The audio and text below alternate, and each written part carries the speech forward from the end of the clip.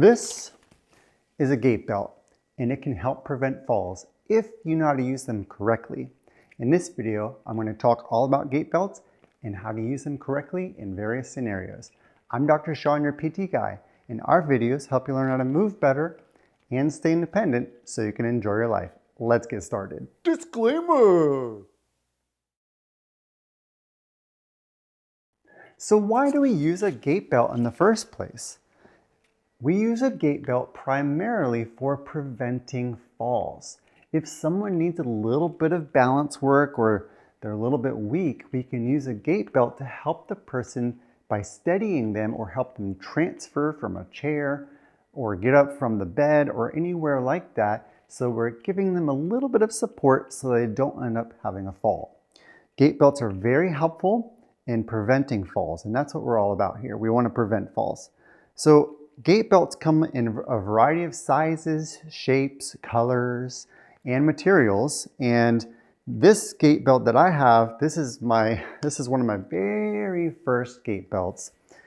This is made out of a shiny kind of like neoprene material.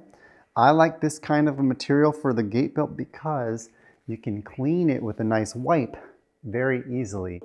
They do have fabric ones. Fabric ones are nice, especially if you're going to be the only one using it. But my gait belt goes on a lot of people, and I want to make sure my gait belt is nice and clean for each person. If you don't have a gait belt, you can use someone's just regular belt that they have on.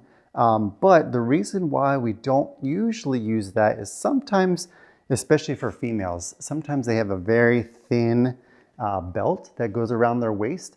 And when it goes around their waist, if I were to help hold that belt up to help the person steady, because it's so thin, it kind of slices in or pushes really hard into your skin. So the fatter the gait belt is, the wider it is, it's more, the surface area is not so forceful on the skin if you have to steady a person. So if you don't have a gait belt, you can use a regular belt. Just try to get one that's as fat as you can. And it's actually great because the gait belt is supposed to be right around the hips. So if you use a regular belt, a fatter one there, that's excellent. That's perfect. So let's go into the positioning of the gait belt now. So when we position a gait belt, there's a couple places to place it. The first thing we want to do, if possible, is place the gait belt right around the hips. Now, if there's a wound or something around there, you have to watch out for that. But generally speaking, if you can put the belt as close to the hips as you can get them, the waist, that's going to be the best position to keep the person steady.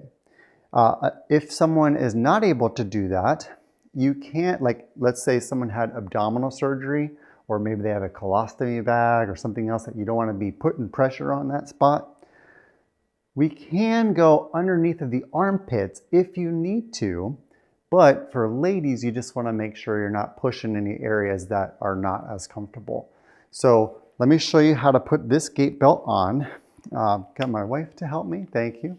So you're going to bring it up and over, and then I like to do this usually sitting down, but I'm just going to show you here because you can see a little easier. So drop it down as low as you can. Yours probably has teeth. So mine has a little swivel here. So basically you feed it through. If it had teeth, you'd have to feed it through the teeth part first and then pull back and then tuck it in. But this one is how mine goes. So we go like this to get it started. And then, thank you. You just cinch it down as tight as, well, not as tight as you can make it. You really want to at least be able to put two hands still in there if you need to. You're being a great model, thank you. So the extra strap, if the belt's super humongous, just put it in through here. So it's kind of out of the way. But this is one spot that you can place the gait belt so that when you go to hold on to, which I'll show you in a moment, you can grab, your hand can still fit underneath of it. So where do we place our hands when we're holding onto the gait belt if we're the ones who are helping? Well, oftentimes I see this is done incorrectly in the home setting. when someone's trying to help the person, they're usually holding the gait belt with their hand down. Now, if the hand is down with like this, then if the person is going along and you're walking along and they start to go down a little bit, it could slip right out of your hands, and that is a recipe for the person getting hurt and you have no way to help them. So whenever you're using a gait belt, always make sure that your hand is palm up. Now you can do two hands if you want, if you need to. I generally like to do one hand, and I'll walk kind of along their side. Hold on a minute. I walk right, I'm on their back side by their shoulder, and I'm walking kind of along with them. So if they do go down a little bit, see, I've got it. It's not slipping through my hand at all. So I'm helping steady the person from there. So whenever you're using the gait belt, you always want to make sure your hand, you're scooping underneath like that, not like this. So always make sure you're doing that to make sure you can help the person you're trying to help effectively. Now, how do we use gait belts in a variety of situations? We're going to talk about transferring from a chair, and we're going to talk about walking and helping the person steady, and we're going to show how even having a gait belt, sometimes you cannot prevent a fall. So what do you do if the person is going down and there's nothing that you can do to help the person go down? Well, at least we can help them go down a safe way. I'm going to show you that at the end. But let's start off with getting up from a chair first. So a gait belt can be very helpful in helping someone get up from a chair if they're a little bit weak or their balance is a little bit off. So how do we do that? Well, I've got the gait belt on. It's right down by the waist, and the person is going to use a good technique to get up from a chair, the 5 steps to get up from a chair safely. If you haven't watched that video, make sure you look at that video. I'll put it at the end. But we're going to have the person get as close to the edge as she can. She's going to bring her feet back as much as she can. She's going to place her hands either here if there's armrest. This one has kind of weird armrest. Or up here is not going to be very helpful. But then she's going to bring her nose over her toes, and she's going to use some momentum to help. Now, where do I help with a gait belt? Sometimes people think they just lift the person straight up. That's not helpful because if you just try to lift the person up, they're going to go backwards. So I place my hand, again, scooping underneath of the gait belt, and I'm going to help her, hang on one moment, I'm going to help her lean forward, and my lift is kind of forward and up, like a 45-degree angle. Think about like a plane taking off. Okay, you're like a jet plane.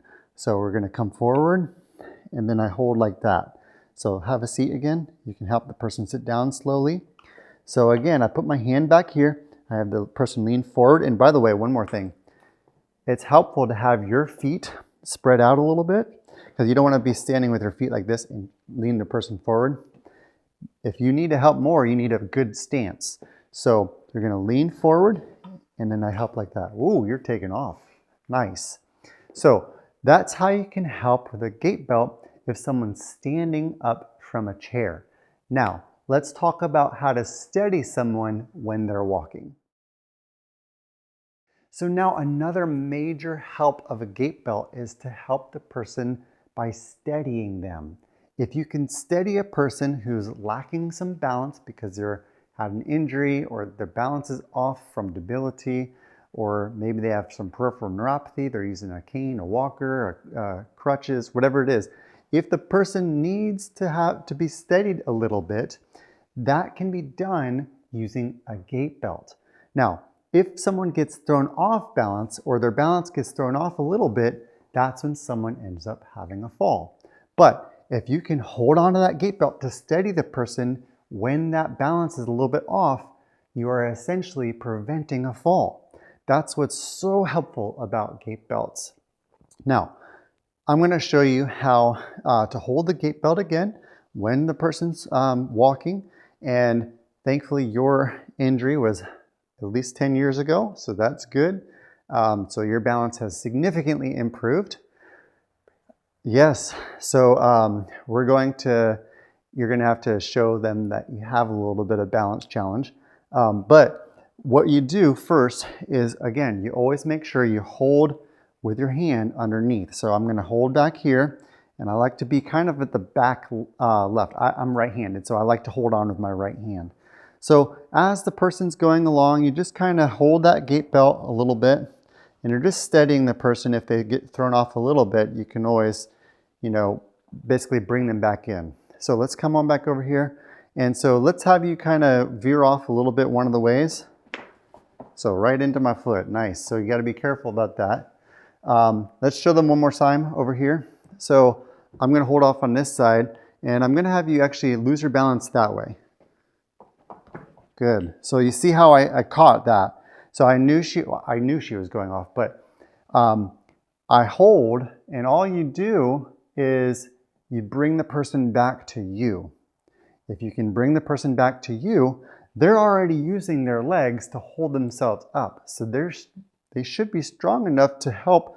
They're not always strong enough, but they should be very strong to be able to keep their balance once you help them steady themselves. So that's a great way to use the gait belt. But what happens if they're not strong enough? And what happens if you're not strong enough? Like, for example, when I was helping one of my guys who is a linebacker with open heart surgery, and he lost his balance, and there was no way that I can lift up 500 pounds. He was solid. So what did I do? I used the gait belt to help break his fall. Now, I'm going to show you a couple ways to do that. So if the gait belt is not able to fully prevent that fall, and you know a fall is occurring, the fall is happening, the person lost their balance completely, you're not strong enough to hold up the person, like my guy that I was just talking about, what do you do in that situation? A gait belt can help break the fall so that the person doesn't have a slamming impact as much onto the ground, and it can help ease the person down, or at least break some of the momentum, hopefully avoiding any kind of fractures of the hips or anything like that. So we're going to show you how this goes. So I'm holding on here again, and Lauren, I just want you to go slow. I'm going to show you on my left hand. So start to go down a little bit.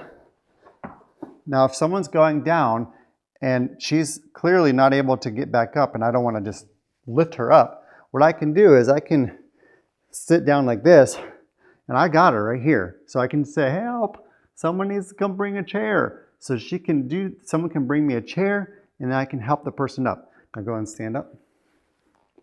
But if you're not strong enough to do that, then you go to the next step, which is not just resting on your leg, but just helping lower the person down. Hopefully not hurting yourself in the process. So we're going to go back down here again. We're going to go all the way down. So be aware, we are going all the way down. So we're going to go down. You try to be like you're falling. Okay, good. And I'm going to help lower the person down. Good. That was nice. Yeah, it was a nice fall. Yeah. There's no cushion down there though. All right, can you stand on up? Great, excellent. Now, you may be wondering though, well, that's helpful for you, Sean, because you're strong, you're healthy. She doesn't hardly weigh anything. Well, that's true. All those are true. But like I said, I can't lift a 500-pound guy. So what do we do there? Well, I'm going to show you how my wife can do the same thing for me when I get this on and she's walking with me. She's not as strong as me, and I'm certainly heavier than you. So let's see how she does that. And I'm going to show you how that works. So let's see how my wife is able to do in preventing my fall. I'm hoping she can. I hope so. So here we go. So I'm going to walk along. You got me? I got you. Okay, good. So I'm walking along, and then, oh no, my leg's giving up. Okay. Hey, that was good. That was great. All right. So you did it. Did you lean forward or did you lunge? I Had a nice strong stance. All right, good. Good. All right. And you didn't get hurt, right? I didn't get hurt. And you slowed me On the down. whole. And I didn't break anything. Success. All right. So that's how you can use Gait Belt safely. So now you know how to safely and effectively use a gait belt to prevent falls. Speaking of falls, if you want more tips and training on how I teach people to prevent falls, you should check out some of my training in the link in the description below. That training is going to teach you the 3 secrets to a fall-proof life, and it's also going to show you my fall-proof life program. If you're all about fall prevention, check that link out, and we'll see you next time.